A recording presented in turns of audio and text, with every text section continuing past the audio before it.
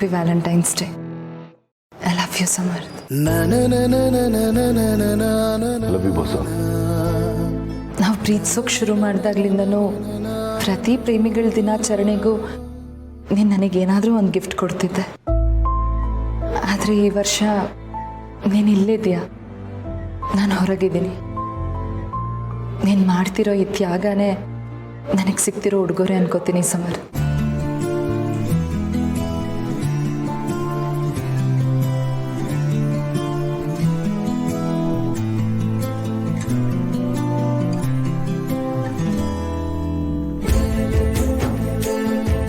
ನಾನು ನಿನ್ನನ್ನು ತುಂಬ ಪ್ರೀತಿಸ್ತೀನಿ ಸಿರಿ. ನಾನು ಎಲ್ಲೇ ಇರಲಿ ಹೇಗೆ ಇರಲಿ ನನ್ನ ಪ್ರೀತಿ ಉಡುಗೊರೆ ನಿನಗೆ ಸಿಕ್ಕೇ ಸಿಗುತ್ತೆ. ನನ್ನ ಜೀವನಕ್ಕೆ ಸಿಕ್ಕಿರೋ ದೊಡ್ಡ ಗಿಫ್ಟ್ ನೀನು. ನಿನಗೆ ಗಿಫ್ಟ್ ಕೊಡದೇ ಇರ್ತೀನ?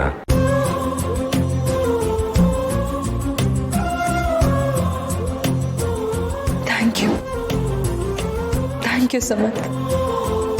ಇಲ್ಲ ಇದನ್ನ ಇಲ್ಲಿ ಓಪನ್ ಮಾಡಬೇಡ. ಮನೆಗೆ ಹೋಗಿ ಆರಾಮಾಗಿ ಕೂತ್ಬೋದು.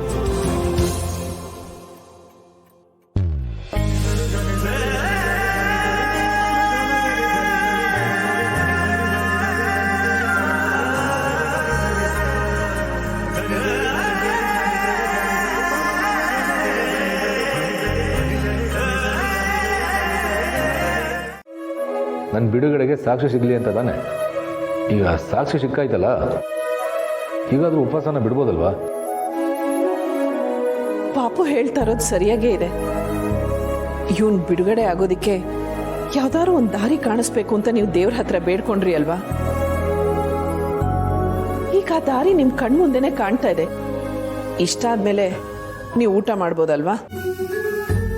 ನೀವು ಊಟ ಮಾಡಲಿಲ್ಲ ಅಂದ್ರೆ ನಾನು ಏನೂ ತಿನ್ನಲ್ಲ. ನೀವೆಲ್ಲರೂ ಹಚ್ಕೊಂಡಿರ್ತೀರಾ ಅಂದ್ರೆ ನಾನು ಏನು ತಿನ್ನಲ್ಲ. ಜೀವ ಕೊಟ್ಟವಳು, ತುತ್ತು ಇಟ್ಟವಳು, ಭೂಮಿ ಮೇಲೆ ಒಬ್ಬಳೇ.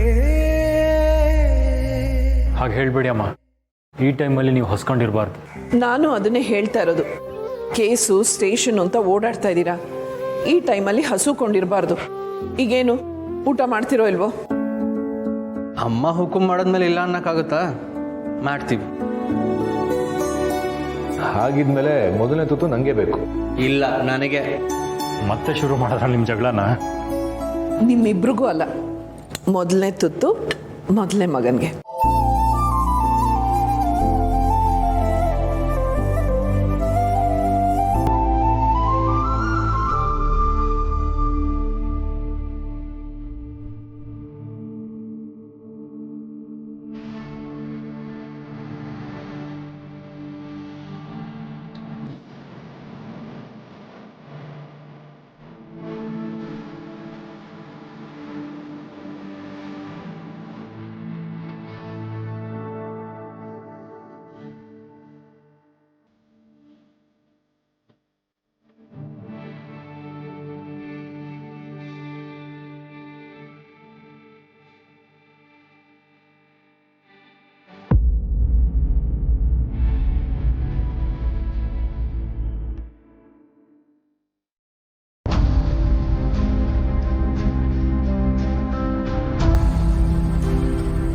ದಿನೇ ದಿನೇ ಈ ನೋವು ಜಾಸ್ತಿ ಆಗ್ತಾ ಇದೆ. ಯಾಕೆ ಹೀಗಾಗ್ತಾ ಇದೆ? ಪಾಪು ಆಚೆ ಬಂದಮೇಲೆ ನಾನು ಡಾಕ್ಟ್ರನ್ನ ಹೋಗಿ ನೋಡಬೇಕು.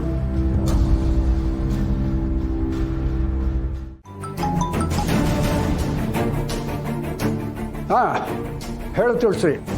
ಮಾವ, ಇವತ್ತು ನಾನು ಆಸ್ಪತ್ರೆ ಹತ್ರ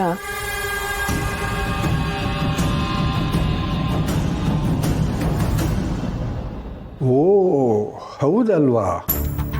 ಈ ಆಕ್ಸಿಡೆಂಟ್ ವಿಷಯದಲ್ಲಿ ಆ ರಾಕ್ಷಸಿ ವಿಷಯನೇ ಮರ್ತು ಹೋಗ್ಬಿಟ್ಟಿದ್ದೀವಿ.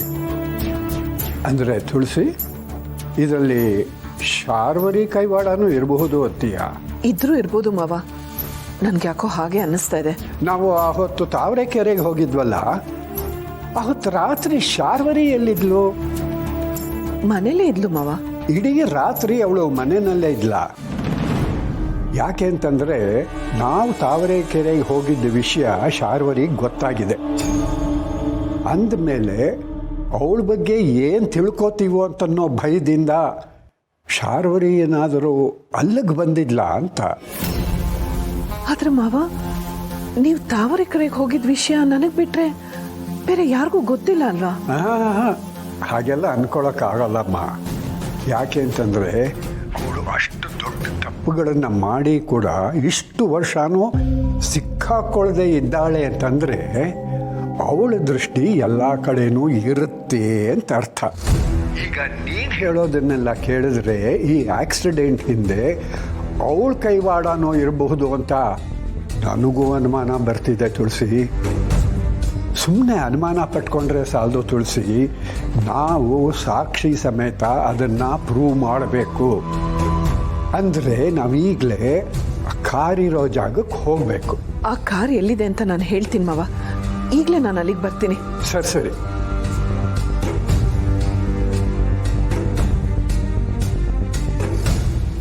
ಅದಕ್ಕೆ ಏನಾಯಿತು? ಯಾಕೆಷ್ಟು ಗಾಬರಿ ಆಗಿದ್ದೀರಿ? ಮಹೇಶ್ ಅವರೇ, ನಾನು ಈಗಲೇ ಸ್ವಲ್ಪ ಅರ್ಜೆಂಟಾಗಿ ಆಚೆ ಹೋಗ್ಬೇಕು. ನಾನು ಬಂದು ನಿಮ್ಮ ಹತ್ರ ಮಾತಾಡ್ತೀನಿ. ಅದಕ್ಕೆ ಏನಷ್ಟು ಅರ್ಜೆಂಟು? ಏನಾದರೂ ಕೆಲಸ ಇದ್ರೆ ನನಗೆ ಹೇಳಿ, ನಾನು ಹೋಗಿ ಬರ್ತೀನಿ. ನೀವು ಸ್ವಲ್ಪ ರೆಸ್ಟ್ ಮಾಡಿ. ಇಲ್ಲ ಮಹೇಶ್ ಅವರೇ, ಆ ಜಾಗ ಗೊತ್ತಿರೋದು ನಾನು ಒಬ್ಳಿಗೆ ಮಾತ್ರ. ನಾನೇ ಹೋಗಬೇಕು. ಜಾಗನ? ಏನು ಹೇಳ್ತಿದ್ದೀರ ಅದಕ್ಕೆ ನೀವು? ಮಹೇಶ್ ಅವರೇ, ನಾನು ಆಸ್ಪತ್ರೆ ಹತ್ರ ಹೋದಾಗ